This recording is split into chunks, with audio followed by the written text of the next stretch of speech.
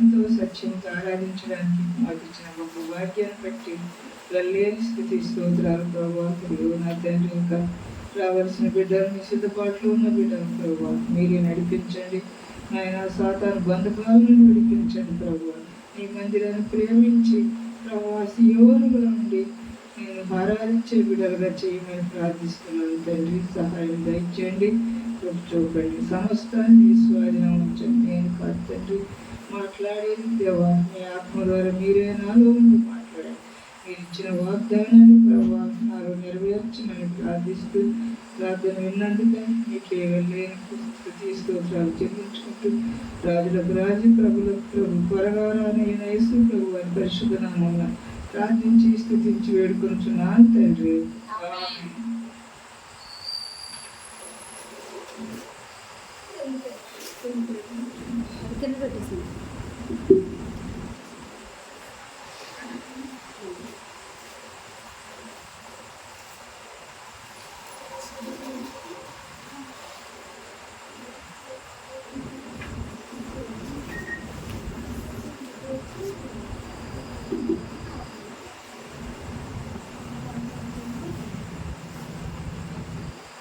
మొదటిసారిగా దేవుడు నాకు ఇచ్చిన వాగ్దానం, ఈ సంవత్సర వాగ్దానాన్ని చదివి అప్పుడు మొదలు పెడదామండి. వాక్యం యెషయా గ్రంథము 41వ అధ్యాయం అండి, 10వ వచనం.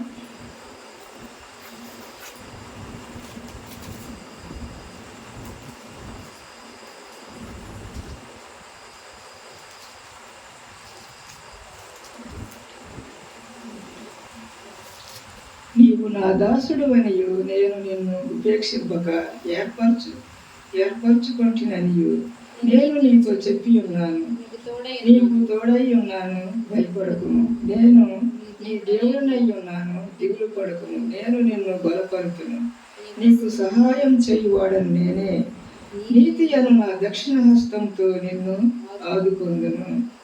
దేవుడు చిన్న వాక్యం దీవించండి. ఇదే వాక్యాల్లో యెహోషువ గ్రంథము 10వ అధ్యాయము 12, 13, 14 వచనాలు చదువుకున్నాము. యెహోషువ గురించి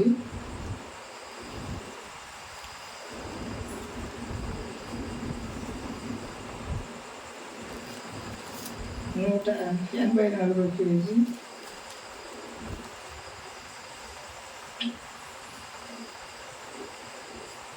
యెహోషువ ఎవరంటే నూను కుమారుడైన మోసే పరిచారకుడైన మోసే పరిచారకుడు యెహోషువ. ఆయన దేవుడు మోసే చనిపోయిన తర్వాత ఈ భూమి మీద ఆయన వాడుకున్నారు. మోసేను ఏంటంటే మోసే దగ్గర ఆయన ఎంతో పరిచారం, ఎంతో నమ్మకంగా దేవునికి ఇష్టంగా ఉన్నాడు కాబట్టి ఆయన్ని దేవుడు వాడుకున్నాడు. అంటే దేవుని దగ్గర ప్రభువా నేను ఉట్టివాడు, నాకు భయము, నేను ఎలా పరిపాలించే ఇశ్రాయేలు ప్రజలను అన్నప్పుడు దేవుడు మోషేకు నేను ఏ విధంగా అయితే తోడై ఉన్నానో ఆ విధంగా నీకు కూడా తోడై ఉంటాను.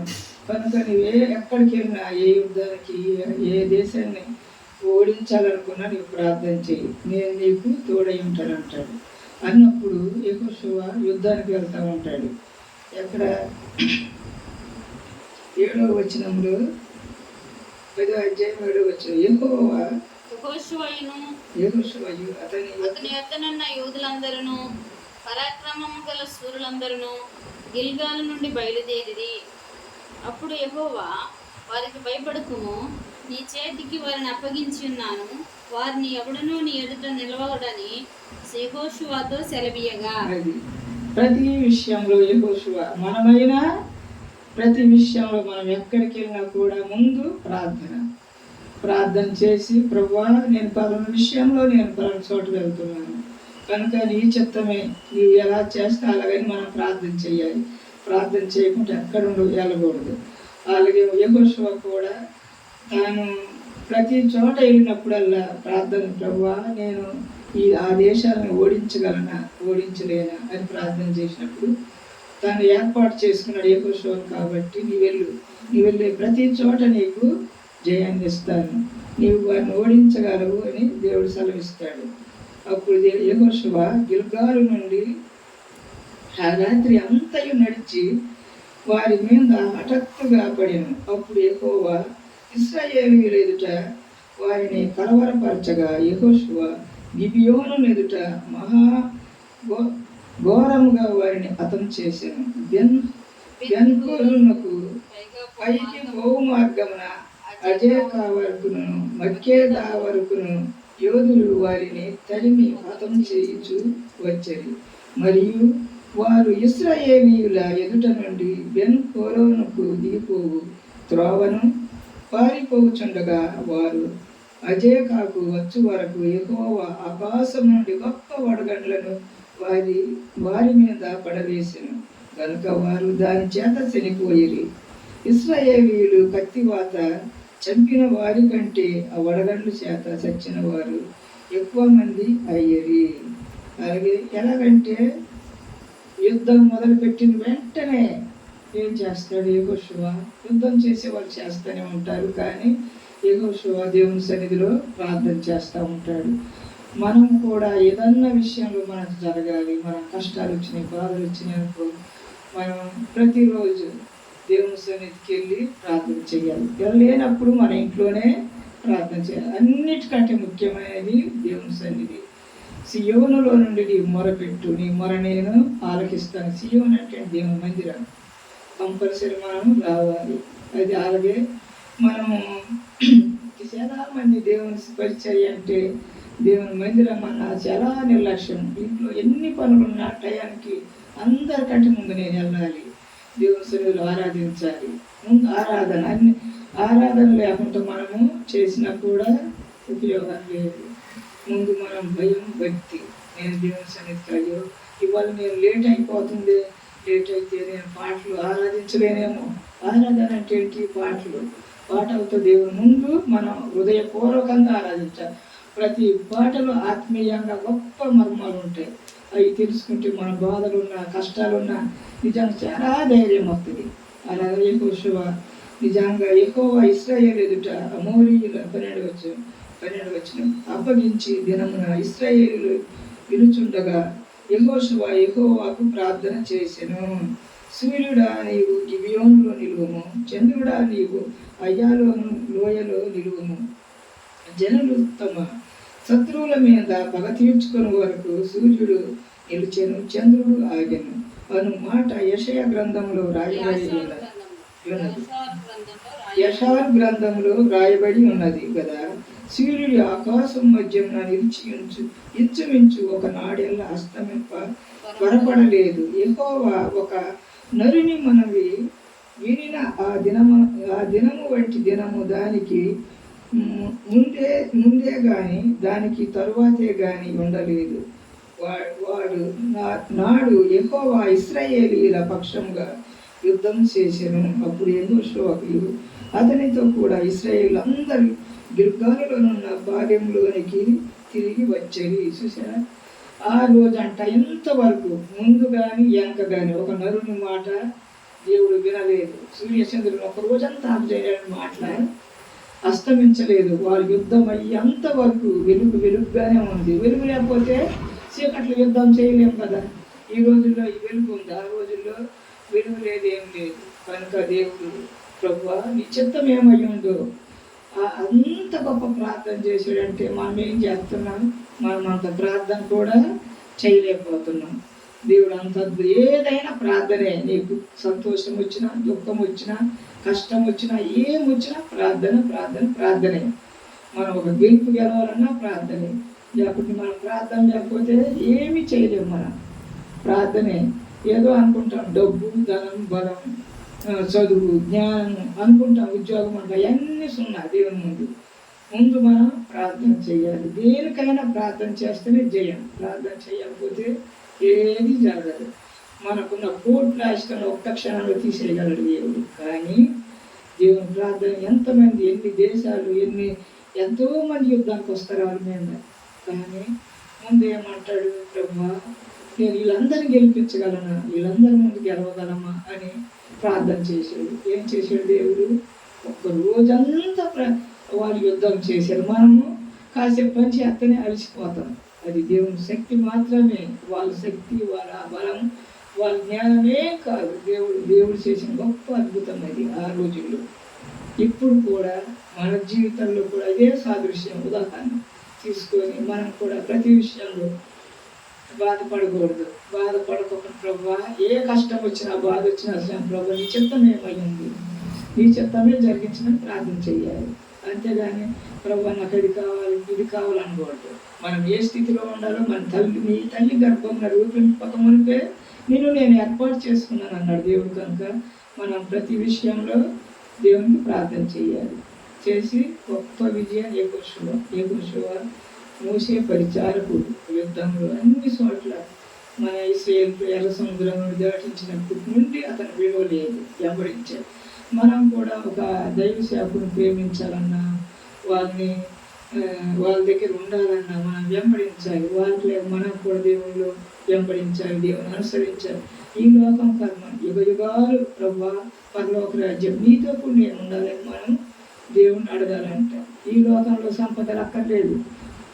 సొలొమోను రాజు ఏం అడిగాడు? ప్రభువా నాకు జ్ఞానం ఇవ్వమని అడిగాడు. జ్ఞానం అడిగినందుకు దేవుడు సర్వ సంపదలు ఇచ్చాడు. నీకు జ్ఞానంతో అన్నీ ఇచ్చాడు. మనం ప్రభుని జ్ఞానం అడగాలి. ప్రభు పలానా పని ఉంది నా ఇంట్లో, ఆ పని నేను ఎలా జరిగించాలి, నాకు జ్ఞానం కలిగి నేను ఆ పని జరగడానికి సహాయం చేయమని ప్రార్థన చేస్తే దేవుడు సహాయం చేయనివాడు కాదు. తన బిడ్డను ఎప్పుడు వింటాడు. మనం అయ్యో ఇంకా జరగలేదు అనుకుంటాం, కానీ తక్కువ ఆలోచన. కంపల్సరీ దేవుడు ఏదో టైం, అది ఏ టైంలో జరగాలి, ఏ రోజున జరగాలనేది దేవుడే ఏర్పాటు చేస్తాడు. అలాగే ఇంకొకటి ఏంటంటే 2వ రాజుల గ్రంథము 5వ అధ్యాయము 1వ వచనం నుండి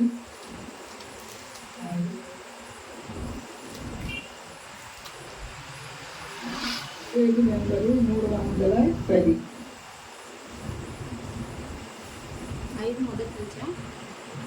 310 5వ అధ్యాయం.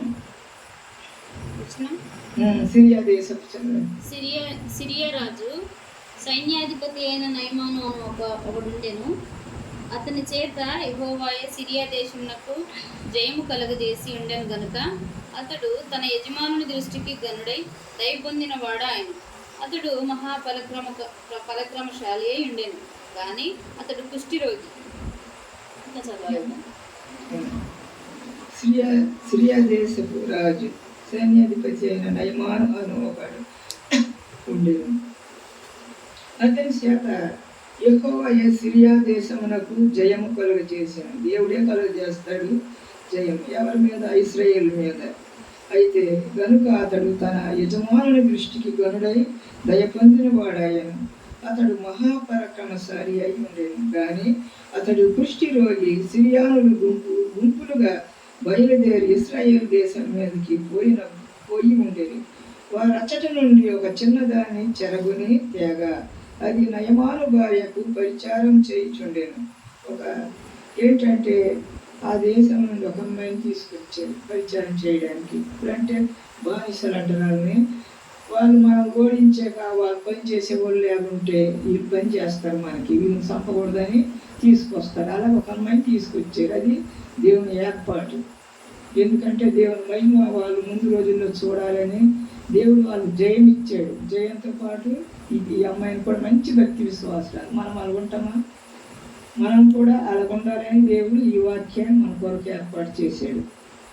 ఎలాగంటే ఆ అమ్మాయి తన నయమాను భార్యకు పరిచారం చేయుచుండెను. అది సుమ్రోనులోను ప్రవక్త దగ్గర ఆ అమ్మాయి అంటదన్నమాట, నా ఏలిన వాడు ఉండవలెనని నేను ఎంతో కోరుచున్నాను. అతడు నా ఏలిన వానికి కలిగిన కుష్ఠరోగము బాగు చేయునని తన యజమానురాలితో ఆయన ఏమంటదంటే, నా ఏలిన వానికి నా యజమానుడికి ఎంత రోగం వచ్చింది, ఈ రోగాన్ని పోవాలంటే సుమ్రోనులో గొప్ప ప్రవక్త ఉన్నాడు, ఆయన దగ్గరికి వెళ్తే మీ తను స్వస్థత కలుగుద్ది అని చెప్పి అమ్మాయి చెప్పుద్ది. చెప్పినప్పుడు ఏమవుతుందంటే బాగు చేయలేను యజమానితో చేయలేను. నయమాను రాజునొద్దకు పోయి ఇశ్రాయేల్ దేశపు చిన్నది చెప్పిన మాటలను అతనికి తెలియజేయగా, సిరియా రాజు నేను ఇశ్రాయేల్ రాజునకు దూత చేత పత్రిక పంపించదనని ఆజ్ఞ ఇచ్చిన కనుక అతడు 20 మణుగుల వెండి 1,20,000 రూపాయలు బంగారును 10 దుస్తులు బట్టను తీసుకొని పోయి ఇశ్రాయేలు రాజునకు పత్రికను అప్పగించాను. ఆ పత్రికలో ఉన్న సంగతి ఏదనగా, అంటే అతను తీసుకెళ్లి రాజుకు అప్పచెప్తాడు. ఈ అమ్మాయి ఏమంది, అక్కడ ఒక గొప్ప ప్రవక్త ఉన్నాడు, ఆయన దగ్గరికి వెళ్ళమంటే వీళ్ళు ఏం చేస్తాడు, రాజు దగ్గరికి వెళ్ళాడు. ఇంకా రాజు ఏం చేశాడంటే, ఆయన తన బట్టలు సింపుకొని, అయ్యో నేను ఎవరిని బాగు చేస్తానే, నాకు బాగు చేస్తాను, నాకెక్కడ తెలియదు, నాకెక్కడ జ్ఞానం అని చెప్పి ఆయన బట్టలు సింపుకొని, రాజు ఈ పత్రిక చదివి వస్త్రములు చింపుకొని, చంపుటకు బ్రతికించుటకును నేను దేవుడునా, ఒకని కరిగిన కుష్ఠరోగము మాన్పుమని నా యొద్దకు ఇతడు పంపుట ఏమి, నాలో కలహమునకు కారణము అతడు ఎట్లు వెతుకుచున్నాడు, మీరు ఆలోచించుడనేను. అంటే ఇతను అనుకుంటే, ఏంటి నేను ఎవరు పంపారు ఇలాగ, ఆయన నేను దానికి కలహం పెట్టడానికి, గొడవలు పెట్టడానికి ఇలా పంపించుంటాడని చెప్పి ఆయన ఊహించుకుంటాడు. తెలవదు కదా అతనికి. అప్పుడు ఇశ్రాయేలు రాజు వస్త్రమును చింపుకొని సంగతి దైవజనుడైన ఎలీషా ఎవరు, ఏలియా యొక్క శిష్యుడు ఎలీషాకు వినబడిను. ఎలీషా కంటే 2 రెట్లు పరిశుద్ధాత్మ శక్తినిస్తాడు దేవుడు. ఎందుకంటే అంతగా వెంబడిస్తాడు ఆయన. మనమైతే 2 రోజుల మందిరానికి వచ్చి మనం మానేస్తాం, రాలేము. టయానికి ఎవరైనా వచ్చారా, ఎంత చెప్పాము మనం, టయానికి దేవుని మందిరానికి ఆశ, అదొక ఆశ ఉండాలి మనిషికి. అంతేగాని మనకి కోరికలు ఉండకూడదంట. కోరికలు చాలా భయంకరమైనవి అంట. ఆశ అనేది అది చూడాలి, నేను అక్కడికి వెళ్ళాలి, వినాలనే గొప్ప ఆశ మనిషిలో కొట్టాలి. అప్పుడు ఆయన ఎలీషా వినబడినప్పుడు అతడు, నీ వస్త్రములు నీవెందుకు చింపుకుంటువి అని రాజు దగ్గరికి వస్తాడు.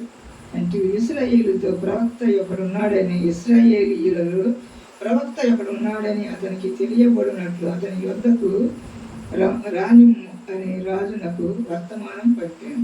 నయమాను గుర్రములతోనూ రథములతోనూ వచ్చి ఎలీషా ఇంట ద్వారం ముందర నిలిచి ఉండగా, ఎలీషా, నీవు యొర్దాను నదికి పోయి 7 మార్లు స్నానం చేయమని, ఒళ్ళు మరలా బాగా నీవు శుద్ధుడవగుదు అని అతనితో చెప్పుటకు ఒక దూతను పంపాను.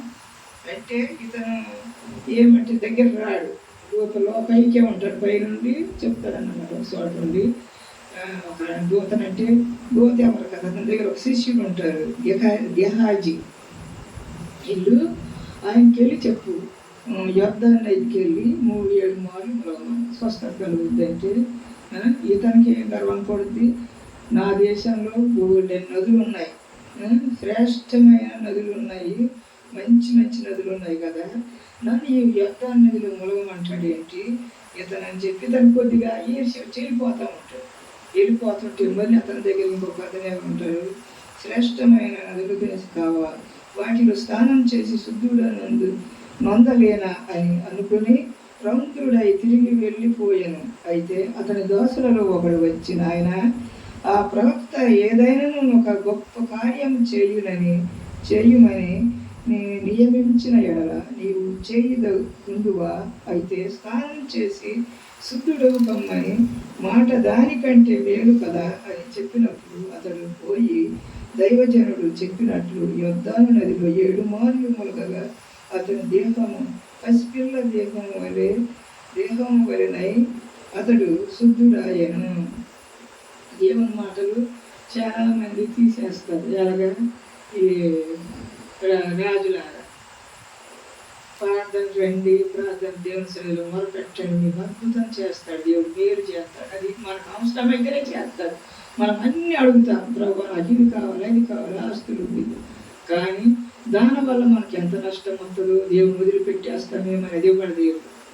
దేవునికి ఏది ఇష్టమైతే అదే చెప్తాడు. ఇప్పుడు ఇతను ఏం చేసాడు, వెళ్ళాడు కోపం మీద, అయ్యో నాకు నా చుట్టుపక్కల గోల్డెన్ మంచి మంచి నదులు ఉన్నాయి, ఈ అర్థాన్ని ఎందుకు అనుకుంటాడు. అప్పుడు అయ్యా తగ్గింపు జీవితం తగ్గించుకోవాలి. మనం ఈ జబ్బు తగ్గాలంటే మీరు తగ్గించుకొని వెళ్ళి అతను చెప్పిన దగ్గర మనం ములిగి రండి సార్ అని చెప్తాడు. ఇతను చెప్పినప్పుడు వెళ్ళి ములిగినప్పుడు పిల్ల దేహం చిన్న పిల్లలు ఎంత నీట్గా ఉంటారు చూడు, అంత గొప్ప ఆరోగ్యం ఇచ్చే ఏంటి కుష్టి వ్యాధి చాలా భయంకరంగా ఉంటుందండి. చేతులు తినేస్తాయి, కాళ్ళు తినేస్తుంది, అసలు చెవులు తినేస్తుంది. ముందు కుష్టి వ్యాధి చెవులు కాళ్ళు వస్తుంది వేళ్ళకి. అలాగే తన శరీరం అంతా ఎన్నో సంవత్సరాలు ఉంటుందంట. అయితే అక్కడ అతను రాజును గెలిపించడానికి కారణము, ఆ పిల్లతో మాట్లాడడానికి కారణం దేవుని ఏర్పాటది. అతనిలో ఏమి అప్పుడు దేవుని మహిమ, ఇశ్రాయేలు ప్రజలు ఎంత గొప్ప దేవుడు ఉన్నాడని అప్పుడు ఆయన ఆ దేశం, సిరియా దేశం అంతా ప్రకటించాడు. అలాగా మనం కూడా మనం చుట్టుపక్కల మనం ఉన్న గృహాల్లో చుట్టుపక్కల గొడవ పెట్టుకోకూడదు. తెలిసి ఒక మాట అన్యులు అన్నారనుకో, మనం క్షమించాలి, మాట్లాడకూడదు. ప్రభువా నీకంటే ఎక్కువ కాదు, నీ పడ్డ శ్రమ కంటే అది ఒకటి గుండెలో టంట్లు వేస్తారు కదా, వేసే వారి చాలా భయంకరమైన బాధ అంటే మా పాస్టర్ గారు పోలవరం. అయితే అది చేతులు కాళ్ళు దగ్గర పెద్ద నరాలు ఉంటాయి, ఆ నరంలో నుండి ఆ లింక్ వెళ్తూ ఉంటుంది. ఎంత బాధ చెప్పండి, వెళ్ళి గుండె దగ్గర ఆగాలి. అది నిజంగా చచ్చిపోతే మేలు అనుకుంటామంట, అంత బాధ అంటే. ఆ బాధలో ప్రభువా అప్పుడు వెంటనే దేవుడు గుర్తుకొచ్చి, ప్రభువా నాకంటే ఎక్కువ నీవు సిలువలో నేను పొడిచారు, భయంకర హింసించారు, హింసించినా కూడా నువ్వు ఎంతగా ఓర్చుకున్నావు, అటువంటి ఓర్పు నాకు దయచేసి ప్రభు అని ప్రార్థన చేశారంట. అది బాధ వస్తుంటే అప్పుడు దేవుని నెమ్మదించాడంట.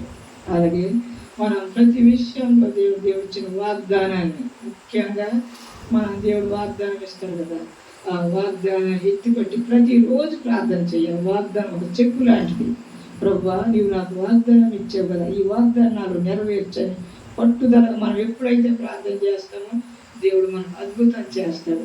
ఒక్క అడుగు లేట్ అవుతుంది. అబ్రహాం ఎన్ని సంవత్సరాల వాగ్దానాన్ని గురించి ఎదురు చూశాడు? 20 సంవత్సరాలు ఎదురు చూశాడు. 100 సంవత్సరాలు మనమైతే ఉంటామా? ఆ రోజుకి ఆ రోజు అయిపోవాలని ప్రార్థన చేస్తాం. కానీ దేవుడు ఏదో టైంలో ఏదో సమయంలో ఆ వాగ్దానం నెరవేరు, పొద్దుట సాయంకాలం ప్రభువా నాకు ఇచ్చిన ఈ వాగ్దానం నెరవేర్చుతండ్రి అని మనము ప్రార్థన చేయాలంట. ప్రతిరోజు చెయ్యాలి. చేస్తుంది ఒక చెక్కు అంటే డబ్బులు ఎవరైనా రాసిస్తారు కదా, చెక్కు అంతకంటే గొప్పది. వెళ్ళి బ్యాంకు దగ్గరికి వెళ్ళి టైం అయిపోద్దేమని వెళ్ళి 3 నెలలు టైం ఇస్తాడు బ్యాంక్ చెక్కు. ఆ 3 నెలలు మార్చాలి మనం. అలాగే మన దేవుడు ఇచ్చిన వాగ్దానాన్ని కూడా ప్రతిరోజు ప్రార్థన చేయాలి, అద్భుతం చేస్తాడు. నీకు ఎంత నిరాశ నిస్పృహాలు, నీకు ఎన్ని బాధలు వచ్చినా పిల్లల వల్ల కానీ ఇంకా ఎవరి వల్ల కానీ దేని వల్ల వచ్చినా కానీ అది ఒక్కటే వాగ్దానం చేపట్టి ప్రార్థన చేయాలి. ప్రతిరోజు బైబిల్ చదవాలి. బైబిల్ రాని వాళ్ళైతే వాక్యం వినాలి. రేడియోలోనూ టీవీలోనూ వాక్యం వస్తుంది కదా అని వినాలి. లేకపోతే మన పిల్లలు ఎవరైనా చదివి ఉంటే నాకు అసలు చదివి వినిపించాలి, మంచి పిల్లల్ని బతికిలాడాలంట.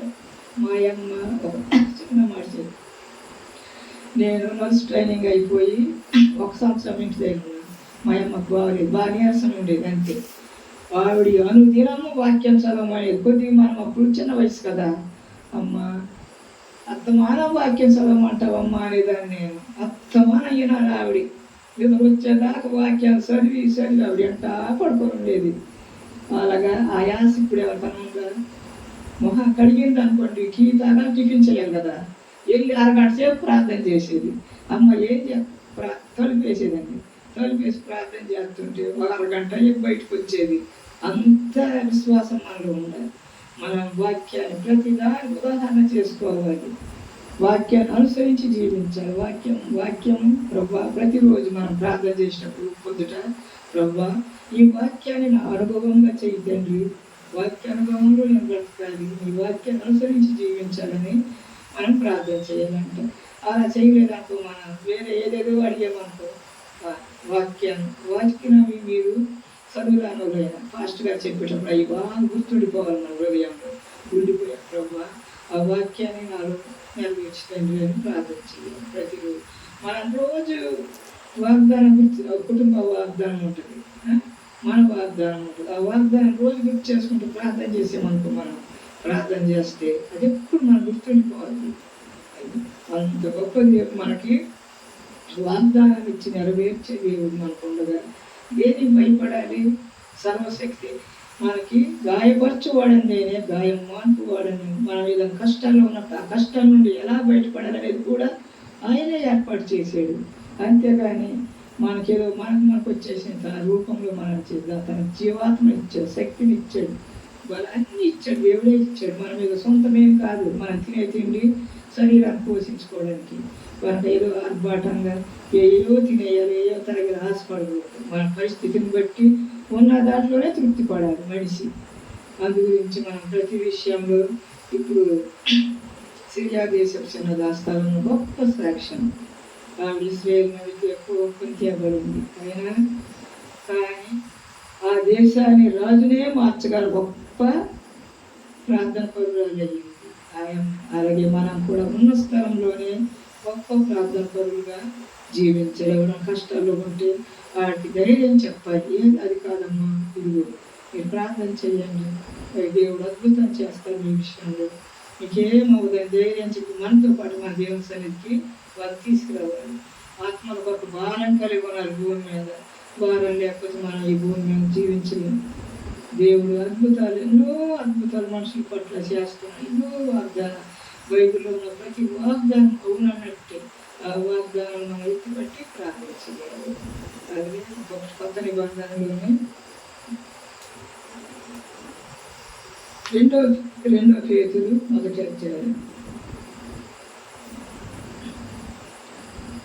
పేజీ నెంబర్ 219 కొత్త నిబంధన.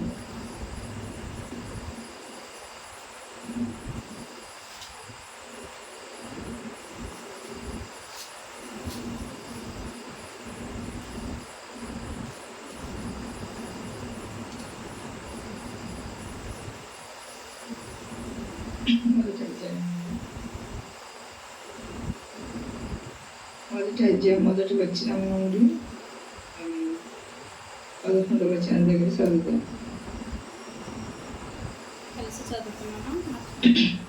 మొదటి యేసుక్రీస్తు దాసుడును అపోస్తలుడు సీమోను పేతురు, మన దేవుని యొక్కయు రక్షకుడైన యేసుక్రీస్తు యొక్కయు నీతిని బట్టి మనవలే అమూల్యమైన విశ్వాసము పొందిన వారికి శుభమని చెప్పి వ్రాయినది. తన మహిమను బట్టి గుణాతిశయములను బట్టి మనలను పిలిచిన వారిని గురించిన అనుభవ జ్ఞానం మూలంగా ఆయన దైవశక్తి జీవమునకును భక్తికిని కావలసిన వాటన్నిటిని మనకు దయచేయునందున దేవుని గూర్చినట్టు మన ప్రభువైన యేసుని గూర్చినట్టునైనా అనుభవ జ్ఞానం వలన మీకు కృపయు సమాధానము విస్తరించునుగాక. ఆ మహిమా గుణాతిశయములను బట్టి ఆయన మనకు అమూల్యములను అత్యధికములైన వాగ్దానములను అనుగ్రహించి ఉన్నాడు. దురాశను అనుసరించటం వలన లోకమందున భ్రష్టత్వమును ఈ వాగ్దాన మూలముగా మీరు తప్పించుకొని దైవ స్వభావమునకు పాలివారగునట్లు వాటిని అనుగ్రహించెను. ఆ హేతువు చేతనే మీ మట్టుకు మీరు పూర్ణ జాగ్రత్త గలవారై మీ విశ్వాసమునందు సద్గుణమునందు జ్ఞానమునందు ఆశానిగ్రహమునందు సహనమునందు భక్తి అందు సహోదర ప్రేమ యందు దయను అమర్చుకొనుడి. ఇవి మీకు కలిగి విస్తరించిన ఎడల అవి మన ప్రభు అయిన యేసుక్రీస్తుని కూర్చిన అనుభవ జ్ఞాన విషయంలో మిమ్మును సోమరులైన నిష్ఫలులైనను కాకుండా చేయును. ఇవి ఎవనికి లేకపోవునో వాడు తన పూర్వ పాపములకు శుద్ధి కలిగిన సంగతి మరిచిపోయి గురిటివాడును దూరదృష్టి లేనివాడు నగును. అందువలన సహోదరులారా, మీ పిలుపును ఏర్పాటును నిశ్చయం చేసుకున్నటకు మరి జాగ్రత్త పడుడి. మీ ఇంటి క్రియలు చేయవారైతే ఎప్పుడునూ తొట్టిల్లరు. అలాగున మన ప్రభువును రక్షకుడైన యేసుక్రీస్తు యొక్క నిత్య రాజ్యంలో ప్రవేశము మీకు సమృద్ధిగా అనుగ్రహింపబడును. ఇవన్నీ మనలో కలిగి ఉంటేనే మనము దేవుని రాజ్యంలోనికి, నిత్య రాజ్యంలో ప్రవేశము మీకు సమృద్ధిగా అనుగ్రహించను. అవన్నీ కలగాలంటే మనం ఏముండాలి? పేతురు మన దేవుడు యొక్కయు రక్షకుడైన యేసుక్రీస్తు యొక్కయు నీతి బట్టి మనవలనే అమూల్యమైన విశ్వాసం పొందిన వారికి శుభమని చెప్పి రాయించున్నాడు. ఎవరు? పేతురు పత్రిక ఇది.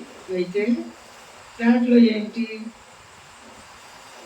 మనలను పిలిచిన వారిని గూర్చి అనుభవ జ్ఞానం మూలముగా ఆయన దైవభక్తి జీవమునకును భక్తికిని కావలసిన వాటన్నిటిని మనకు దయచేయుచున్నందున దేవుని గూర్చినట్టు మన ప్రభువైన యేసుక్రీస్తుని గూర్చినట్టు అయిన అనుభవ జ్ఞానము వలన మీకు కృపయు సమాధానము విస్తరించునుగాక. దేవుడు ఈ గొప్ప వాక్యాన్ని మనకి పేతురు ద్వారా సిమోను పేతురు గురించి మనకు గొప్ప అనుభవపూర్వకంగా దేవునితో నడిచారు కాబట్టి వాళ్ళు మనకి తెలియపరుస్తున్నారు. మనం ఎలా భూమిని జీవించాలనేది, మనం ఎలా ఉండాలనేది వాళ్ళు ఈ పత్రిక ద్వారా తెలియపరిచారు. ఆ మహిమ గుణాశ్రయములను బట్టి ఆయన మనకు అమూల్యములను అత్యధికమైన వాగ్దానములను అనుగ్రహించి ఉన్నాడు. అమూల్యమైన వాగ్దానాలు మనకి దేవుడు దురాశ అనుసరించుట వలన లోకమందున్న భ్రష్టత్వమును ఈ వాగ్దానములు మూలముగా మీరు తప్పించుకుందురు. దురాశ, ప్రతి ఒక్కరు దురాశ ఉంటుంది కాబట్టి ఈ వాక్యం ద్వారా మనం తెలుసుకునేది ఏంటంటే దేవుని వాగ్దానాన్ని ప్రభువా ఈ వాగ్దానాన్ని ఇచ్చారు.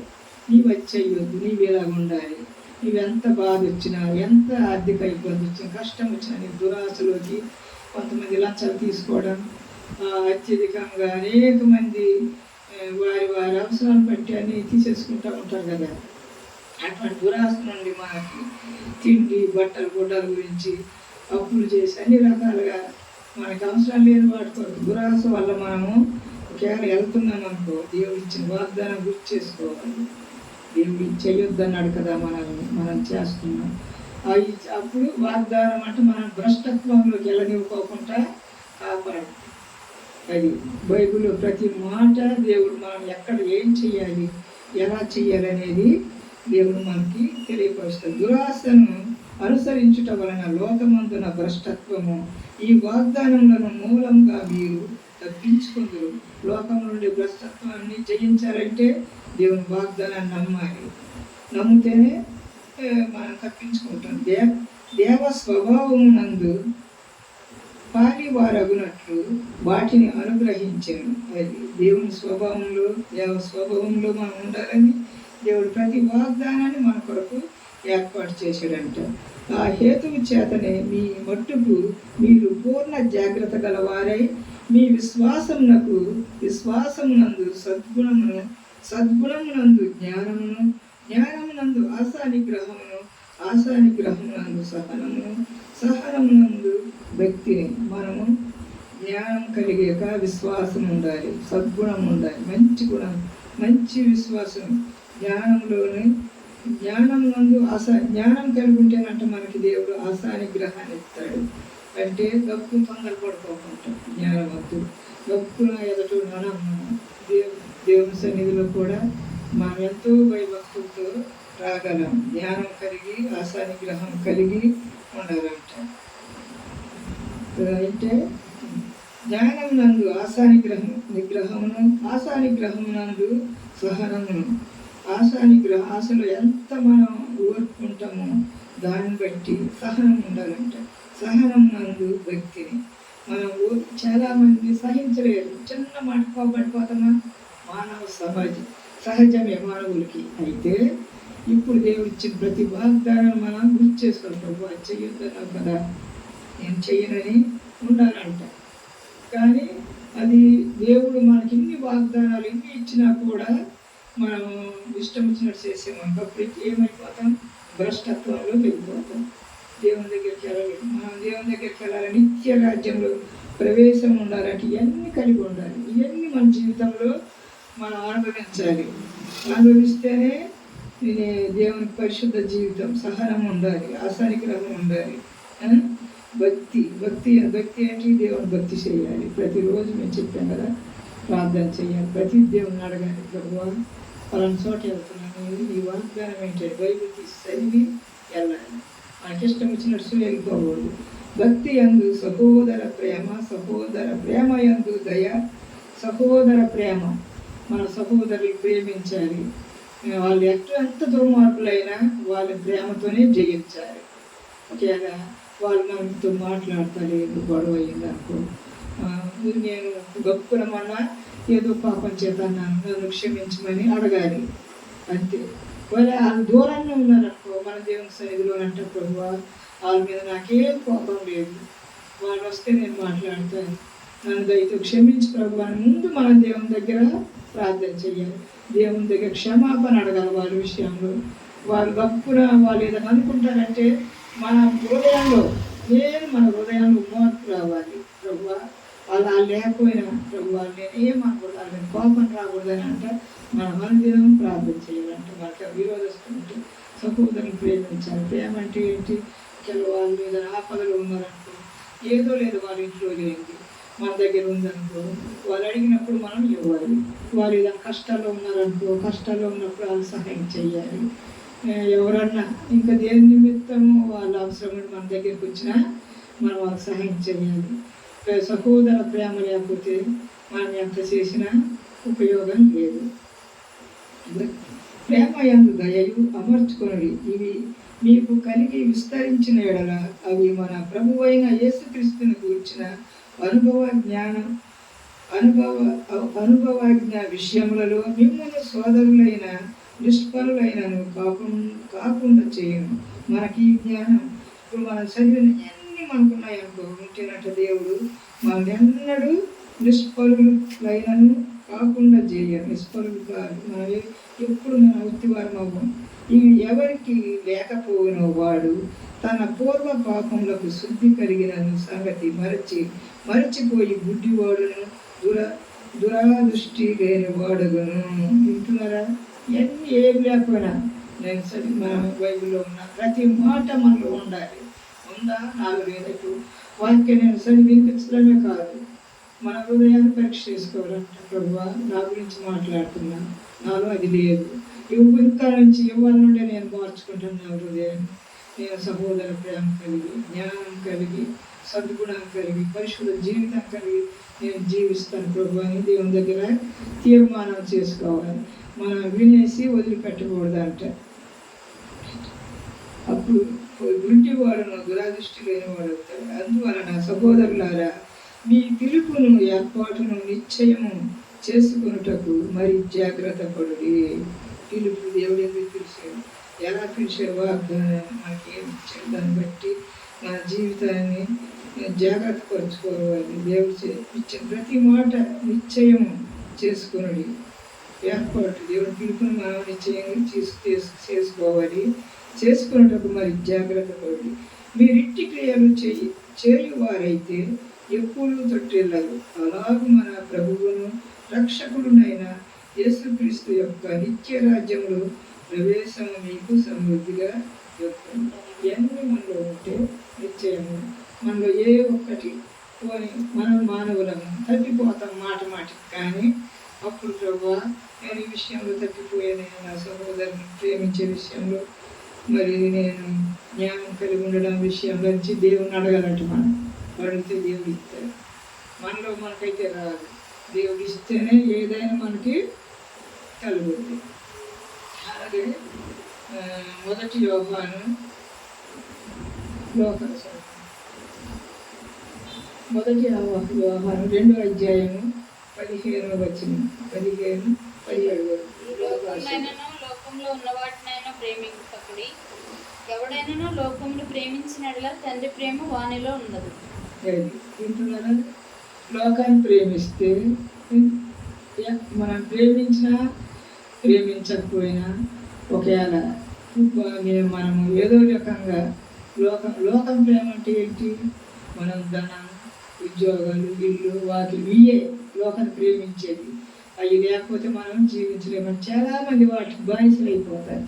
కొంతమంది తాగుడికి, మోసాలకి, వ్యభిచారానికి లోనైపోతారు. లోకాన్ని ప్రేమించడం అంటే అయ్యే డబ్బు సంపాదించాలి. కానీ దేవుని సన్నిధి అంటే లోకాన్ని ప్రేమించి శరీర సుఖాన్ని కోరుకుంటా. అయ్యో కాసేపు పడుకుందా, ఎవరెళ్ళు వదిలే, టీవీ చూద్దాం, కాసేపు ఏదో చూద్దామని చాలామంది దేవుని సన్నిధికి రావడానికి ఇష్టపడలేదు.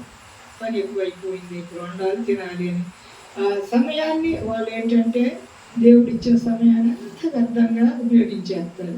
దేవుని సన్నిధికి రావడానికి సమయం ఉండదు.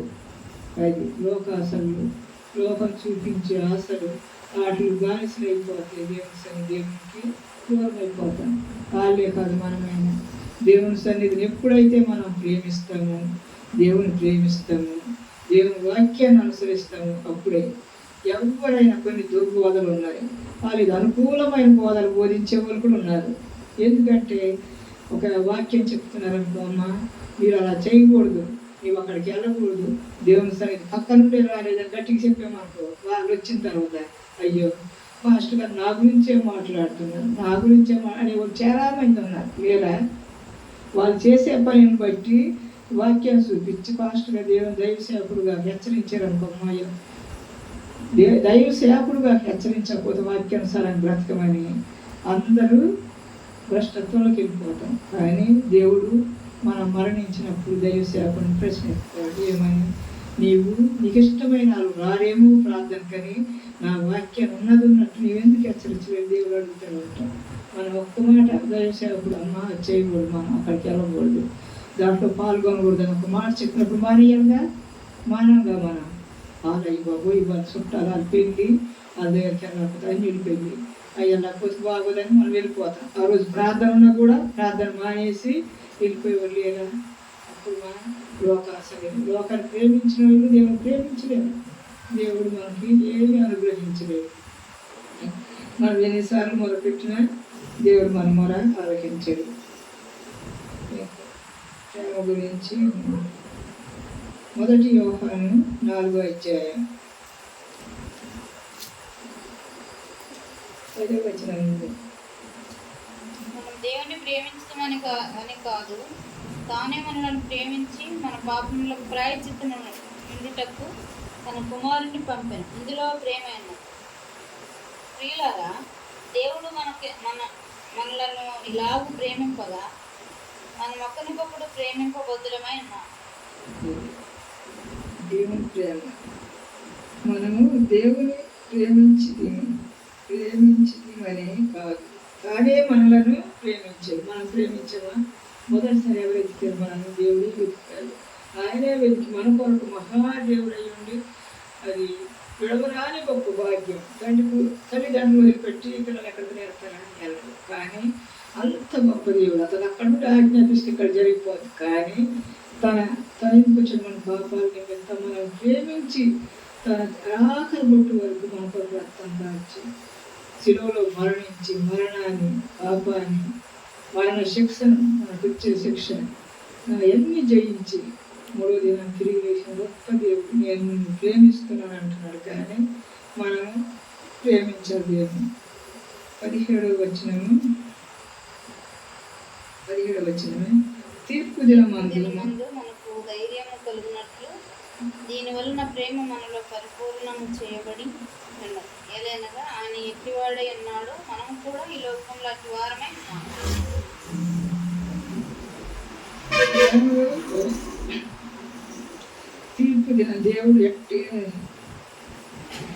తీర్పు దినమందు మనకు ధైర్యం కలుగునట్లు దీని వలన ప్రేమ మనలో పరిపూర్ణం చేయబడి ఉన్నది. ఎలయనగా ఆయన ఎట్టివాడై ఉన్నాడు, మనం కూడా ఈ లోకంలో అట్టివారమై ఉన్నాము. ప్రేమలో భయము ఉండదు. అంతేకాదు, పరిపూర్ణ ప్రేమ భయమును వెళ్ళగొట్టును. భయము దండనతో కూడినది. భయపడువాడు ప్రేమయందు పరిపూర్ణము చేయబడిన వాడు కాడు. ప్రేమించడం కొంతమంది భయపడతారు, ఎదురు మనిషికి సహాయం చేయడానికి వాళ్ళ దగ్గర ప్రేమతో మాట్లాడడం. కానీ అది పరిపూర్ణత కాదు. ఆయనే మొదట మనలను ప్రేమించిన కనుక మనము ప్రేమించుచున్నాము. ఎవడైనా నేను దేవుని ప్రేమించుచున్నాను అని చెప్పి తన సహోదరుని ద్వేషించిన ఎడల అతడు అబద్ధికుడగును. తాను చూచిన తన సహోదరుని ప్రేమించువాడు తాను చూడని దేవుని ప్రేమింపలేడు. వింటున్నారా? మనము దేవుని ప్రేమిస్తున్నామని మన సహోదరుని ప్రేమించలేదు అనుకో, వాళ్ళని తిట్టేలేదు, వాళ్ళ ప్రేమతో పాటించలేదు, ప్రేమించలేదు, వారికి నా సమస్తము. కానీ దేవుడు దేవుడు ప్రేమించినట్టు కాదు. కనిపించని దేవుడు ప్రేమిస్తున్నాము. సహోదరు భూమి మీద మనం ప్రేమ కలిగి ఉంటే ఇంకొక చోట 1 కొరింథీ 13 అధ్యాయం 154 పేజీ.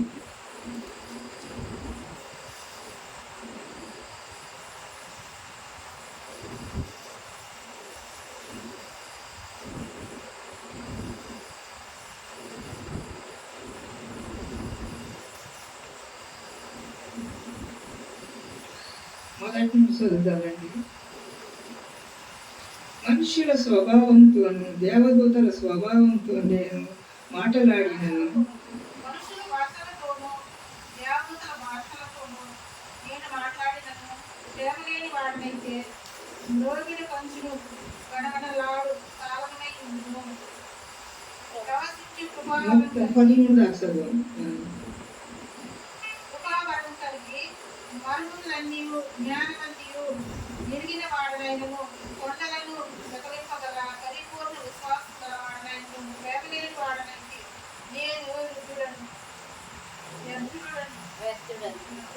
పేదల పోషణ కొరకు నా ఆస్తి అంతా ఇచ్చినను, కాల్చబడటను నా శరీరమును అప్పగించినను, ప్రేమలేని వాడనైతే నాకు ప్రయోజనమేమీ లేదు. ప్రేమ దీర్ఘకాలంలో శ్రమించును, దయ చూపించును. ప్రేమ మత్సరపడదు, ప్రేమ డబ్బముగా ప్రవర్తింపదు, అది ఒప్పుకోదు, అమర్యాదగా నడవదు, స్వప్రయోజనమును విచారించుకోదు, త్వరగా కోప్పడదు, అపకారములు మనుషులు ఉంచుకోదు, దుర్నీతి విషయమై సంతోషపడక సత్యమునందు సంతోషించును, అన్నిటికీ పాల్గొను, అన్నిటినీ నమ్మును, అన్నిటినీ పరీక్షించును, అన్నిటిలో ఉంచును. ప్రేమ సత్కారము ఉండును.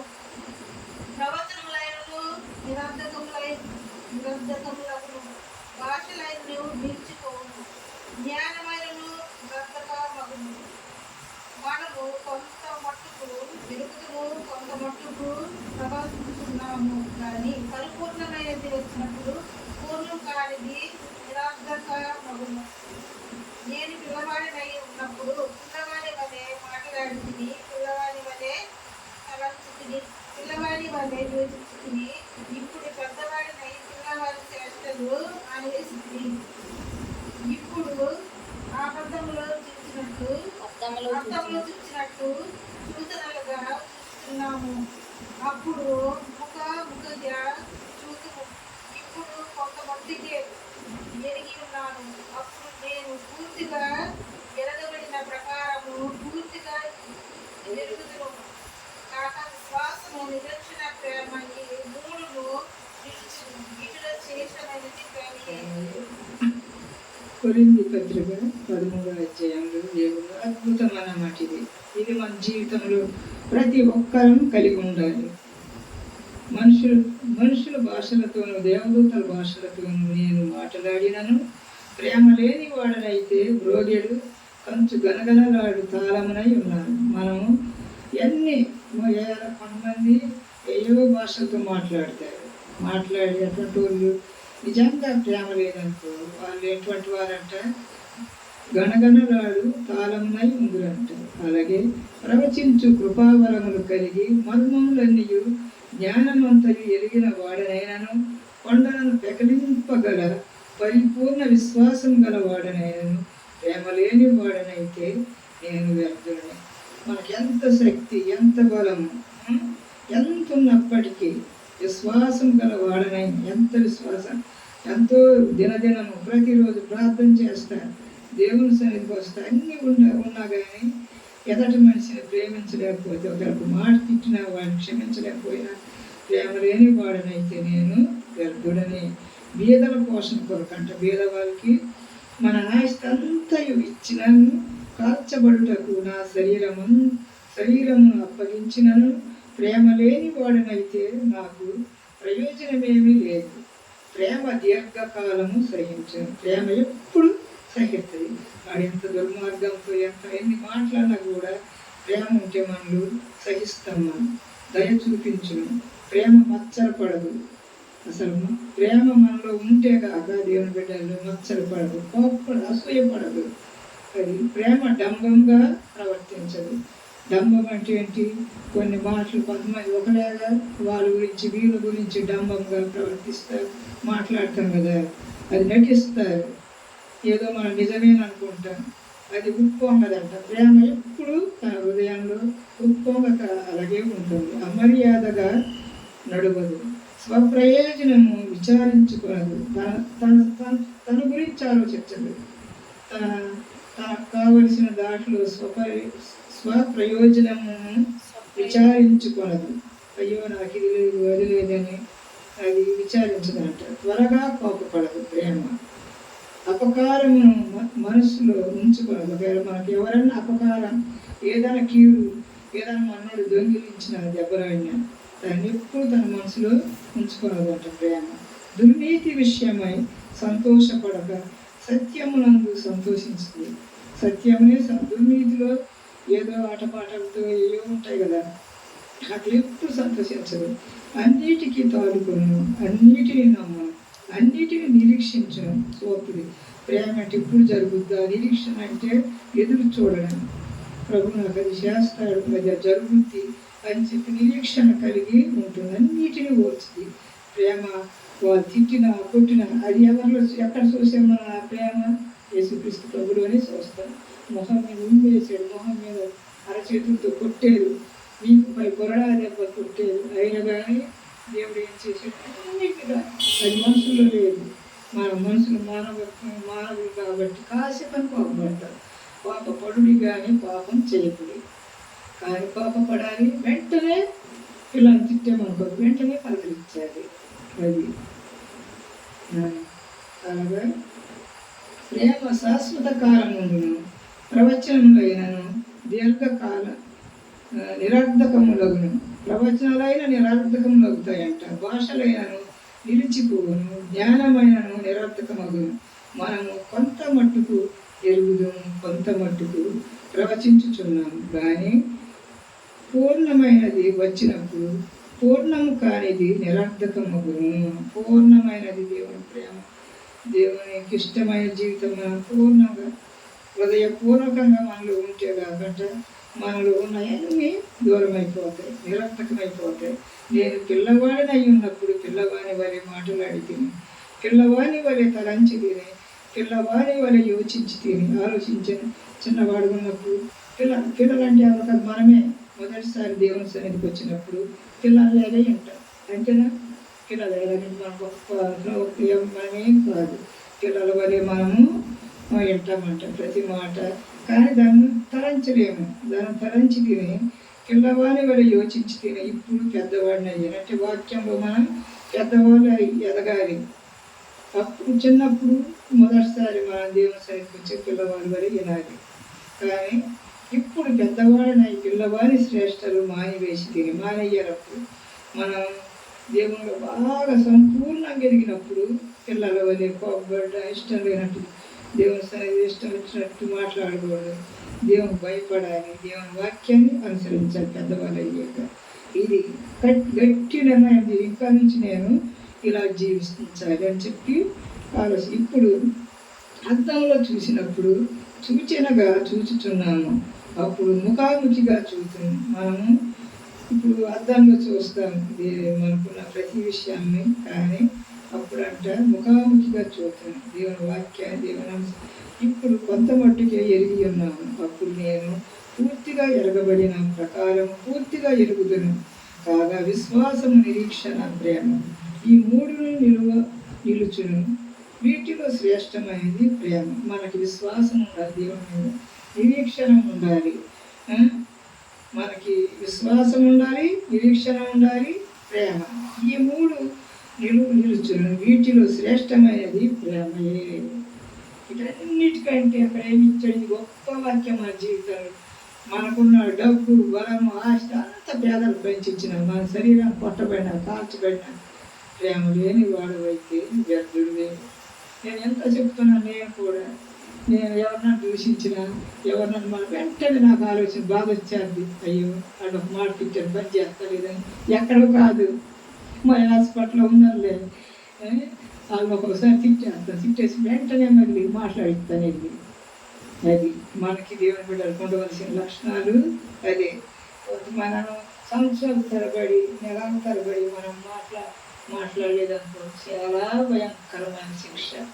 అవన్నీ మనం ఈ వాక్యాన్ని కొరింది 13వ అధ్యాయం మొత్తం చదవండి. ఎన్నో వచనాలు లేవు, 13 వచనాలు. ఇది మా జీవితంలో కంఠస్థమైపోవాలి. వాక్యాన్ని అనుసరించి జీవించాలి. దేవుడి పరిశుద్ధమైన వాక్యం దీవించి ఆశీర్వదించుగాక. ఆమేన్.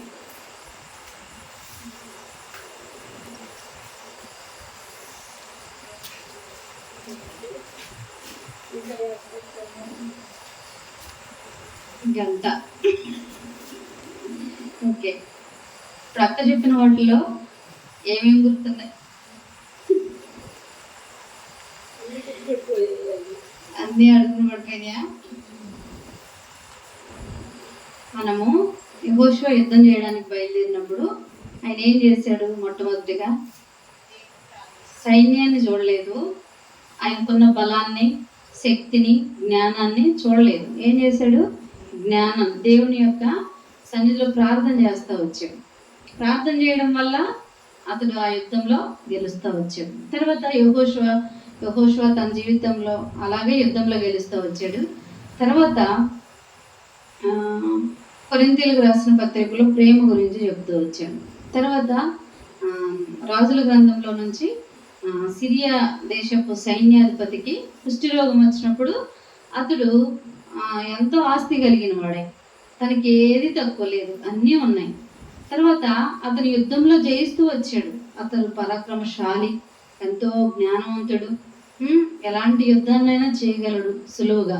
కానీ అతడు ఎంత చేసినా కూడా, ఎంత ఉన్నప్పటికి కూడా అతనికి ఒక విచారం ఉండేది. ఏంటంటే అతడు కుష్ఠవ్యాధి. దేవుడు ఆ యొక్క రాజు విషయమై ఆ సిరియా దేశంలో ఉన్నటువంటి చిన్నదాన్ని చెరగొని తీసుకురాబడుతూ వచ్చాను. దేవుని యొక్క మహిమార్థమై దేవుని యొక్క కార్యం అక్కడ చూడబడడానికే ఆ చిన్నదాన్ని అక్కడ తీసుకురాబడుతూ వచ్చాడు. కానీ మరి ఆమె తీసుకురాబడుతూ వచ్చిన తర్వాత మరి నాకెందుకులే, నేను తీసుకొచ్చిన పని ఏంటో, నా పని నేను చేసుకోవడము, ఏం చేయాలి? దాసీగా చేయాలి. కానీ దాసీగా తన పని తను చేస్తూ ఏం చేసింది? దేవుని యొక్క ఉద్దేశాన్ని నెరవేర్చబడుతూ వచ్చింది. ఆ పనిని మర్చిపోలేదు. దేవుడు నన్ను ఇక్కడ తీసుకొచ్చాడు, నేను దేవుని బిడ్డని, నేను దేవుని యొక్క కార్యాన్ని నేను చేయాలి అని చెప్పి ఏం చేసింది? రాజుగారు ఎదుటికి వెళ్ళడానికి ఎవరికైనా భయమే కాబట్టి ఎవరైతే రాణిగా ఉండబడుతూ వచ్చారో ఆమె దగ్గరికి వెళ్ళి చెప్తూ వచ్చింది, ఇలాగ పలానా దగ్గర ఒక సేవకుడు ఉన్నాడు, తన దగ్గరకు తీసుకెళ్తే మన రాజుగారి యొక్క బలహీనత అనేది తొలగిపోతుంది అని చెప్పి ఆమె చెప్తూ వచ్చినప్పుడు ఈ మాట ఆయన దగ్గరికి వెళ్తుంది అనమాట. వెళ్ళినప్పుడు తను కూడా ఏం చేశాడు? చెప్పిన వెంటనే విన్నాడు. కానీ విన్న తర్వాత ఎప్పుడైతే ఆ సేవకుడు ఏం చెప్పాడు? యోర్దాను నదిలో వెళ్ళి మునగమని చెప్తూ వచ్చినప్పుడు తను వ్యసన పడుతూ వచ్చాడు. మా దగ్గర నదులు లేవా, నేను అక్కడ చేయలేనా, ఈ ఏదో మందో ఏదో మాత్రం ఎత్తాడని నేను వస్తే యోర్దాను నదిలో మునగమని చెప్తూ వచ్చినాడు, మునిగితే పోయే రోగం ఇది అని చెప్పేసి తన మనసులో అనుకుంటూ వచ్చాడు అనమాట. అనుకుంటూ వచ్చినప్పుడు అతను ఏం చేశాడు? వెనక్కి తిరిగి వెళ్ళిపోతున్నాడు. అంటే విశ్వాసం లేదు, అతను సేవకుడు చెప్తే వినాలి అనే అనుభవంలో తను లేడు. తన యొక్క పనివాడు ఏం చేశాడు? అయ్యా, ఒక 10 జతలు ఎడ్లు, 10 దుస్తులు బట్టలు అవన్నీ నువ్వు ఇవ్వు అంటే ఇస్తావు కదా. ఇప్పుడు ఒక మెడిసిన్ తీసుకోవాలంటే మెడికల్ షాప్లోకి వెళ్ళి కొంత డబ్బు ఇస్తే మనకు మెడిసిన్ ఇస్తారు. అలాగే నీకు స్వస్థత పడాలంటే నువ్వు కొన్ని చేయాలి అని అంటే నువ్వు చేస్తావు కదా. 100 మందికో, ఒక 20 మందికో, ఒక 200 మందికో భోజనం పెడతావు కదా. భోజనం పెట్టానంటే చేస్తావు కదా. అయితే అలాగేమి ఆయన అడగలేదు కదా. ఆయన ఏం చేశాడు? పలానా నదిలోకి వెళ్ళి 7 మార్లు మునగమని చెప్తూ వచ్చినాడు. ఉచితంగానే కదా అని చెప్పేసి మార్గం మధ్యలో వెళ్తా ఆ యొక్క పనివాడు చెప్తూ వచ్చాడు అనమాట. చెప్తూ వస్తే ఆ మాట అప్పుడు అతనికి నిజమే కదా అని 1 నిమిషం ఆలోచించాడు. అలాగే మన జీవితంలో కూడా కొన్ని అనుభవాలు వస్తాయి. ఫ్యామిలీలో కానీ, తర్వాత బంధువుల మధ్యలో కానీ, ఈ లోకంలో మనం జీవిస్తూ ఉన్నప్పుడు మన విషయాల్లో కొన్ని ఏముంటాయి? అనుభవాలు కొన్ని ఎదురవుతాయి. ఎదురవుతూ వచ్చినప్పుడు మనం ఇలాంటి భక్తుల్ని మనకి దేవుడు సాదృశ్యంగా ఉంచాడు. అంటే ప్రాక్టికల్గా వాళ్ళని చూసి మనం నేర్చుకోవాలి. ప్రతిదీ మనము వాళ్ళు ఎలా వెంబడించారు, ఎలాగ విశ్వాసం ఉంచాడు, ఆ విశ్వాసం ద్వారా మనం ఎలా స్వస్థపరచబడుతూ వచ్చాము, అవన్నీ కూడా మనం గ్రహించుకోవాలి. చిన్న పిల్లల ద్వారా కూడా దేవుడు వాడుకుంటూ వచ్చాడు. పెద్దవాళ్ళ ద్వారా వాళ్ళలో విధేయత, సమయాలు కూడా చిన్ననాటి నుంచి దేవుని దయందును వర్ధిల్లుతూ వచ్చాడు, సాగిలపడుతూ వచ్చాడు. అలాగా అంటే దేవుడి పైన ఎప్పుడైతే మనం ఆధారపడతామో మనకున్నటువంటి బలహీనతలు కానీ, మనకున్నటువంటి పెద్ద యుద్ధం అంటే ఒక కుటుంబాన్ని మనం ఎదుర్కోవాలంటే ఎంతో యుద్ధము ఇదొక లాంటి యుద్ధం. పొద్దున్నే లేవాలి, ఎన్నో పనులు ఉంటాయి, మన కుటుంబాన్ని అంతా చక్కబెట్టుకోవాలి, పిల్లల్ని అన్నీ చేసుకోవాలి. కాబట్టి ఇలాంటి విషయాలు కొన్ని కష్టంగా అనిపించవచ్చు, ఓపిక లేకపోవచ్చు, అనారోగ్య పరిస్థితులు రావచ్చు. ఇలాంటివన్నీ ఎదుర్కోవాలంటే మనం ఏం చేయాలి? ప్రార్థన అనేది మొట్టమొదటిగా మనకి ఉండాలి. సూర్యచంద్ర నక్షత్రాలు అవి కూడా ఆగిపోతూ వచ్చాయి. వాళ్ళు ప్రార్థన చేస్తూ వచ్చినప్పుడు అవి ఏమయ్యాయి? మళ్ళీ ప్రకాశిస్తూ వచ్చాయి. ఆగిపోమంటే ఆగిపోయినాయి, మళ్ళీ అనుసరిస్తూ వచ్చాయి. కాబట్టి ఇలాగ అంటే ఒక మానవులు చేసినటువంటి ప్రార్థనని దేవుడు ఆలకించేవాడుగా ఉంటాడు. కాబట్టి మన ప్రవర్తన అంతట్లో ఒకరికి అపకారం చేయకుండా ప్రేమ చూపిస్తూ మన సాక్ష్యాన్ని వాళ్ళకి చూపిస్తూ రావాలి. అంటే మన ప్రవర్తన ఎట్లా ఉంది, మన మాటలు ఎట్లున్నాయి, మన ప్రేమ ఎట్లా ఉంది, ఇతరుల విషయంలో ప్రేమ చూపించే వారముగా ఉన్నాం. ఇవన్నీ కూడా మనం చేసినప్పుడు అప్పుడు మనం చేసే ప్రార్థన దేవుడు వినేవాడుగా ఉంటాడు. అప్పుడు మన వెనుకున్న బాధలు, కష్టాలు, యుద్ధాలు అన్నీ కూడా సులువుగా సాగిపోతాయి, వాటి నుంచి తప్పించబడతాం. కాబట్టి అలాగా అక్క చెప్పినటువంటి వాక్యాలు, ఇంకా చాలా వాక్యాలు చెప్పింది, కానీ అవన్నీ చెప్పడానికి 2-3 గంటలైనా సరిపోదు. కాబట్టి ఆ యొక్క అక్క ఎప్పుడైనా సరే తన గురించి గొప్ప చెప్పడం కాదు, కానీ ప్రార్థన కానీ వాక్యం కానీ ఎప్పుడు ఆత్మీయ విషయాల్లో చాలా ఆశ కలిగి ఉంటారు. ఎందుకంటే సేవకులు చెప్పినటువంటి ప్రతి మాటకి వాళ్ళు లోబడి నిజమే ఇలా ఉంది కదా అని ఎప్పుడైతే వినయం విధేయత కలిగి ఉంటారో దేవుడు అవన్నీ కూడా మనం నేర్పిస్తారు. నీ మాట ఎందుకులే అని నిర్లక్ష్య పెట్టి సొలొమోను ఏం చేశాడు? ఎంతో పెద్ద జ్ఞానవంతుడు. ఆయన కూడా ఏం చేశాడు? దేవుని దగ్గరకు వచ్చి అయ్యా, నేను ఇంత పెద్ద సైన్యాన్ని నేను పరిపాలించాలంటే నాకు ఇప్పుడున్న జ్ఞానం సరిపోదు, మరి నేనేం చేయాలి అని అడుగుతూ వచ్చినప్పుడు, నీకేం కావాలో కోరుకోమన్నప్పుడు, గొప్ప డబ్బుతో నువ్వు సైన్యాన్ని నడిపించగలుగుతావా? వెండి బంగారం వాటితో నువ్వు సైన్యాన్ని చూసుకోగలుగుతావా అని అంటే అవి వద్దు. నీకేం కావాలి అని అంటే నాకు బుద్ధి జ్ఞానాలు అంటే జ్ఞానం తెచ్చే ప్రభా, ఈ ప్రజలను మంచిగా నేను పరిపాలించాలని చెప్పి అన్నప్పుడు అప్పుడు దేవుడు జ్ఞానంతో సహా బుద్ధి, జ్ఞానం, సర్వ సంపదలు ఆయన ఇస్తూ వచ్చాడు. అంటే ఆయన అడిగే విషయంలో కూడా ఎలాంటి మనసుతో నువ్వు అడుగుతున్నాం అనేది కూడా దేవుడు చూస్తాడు.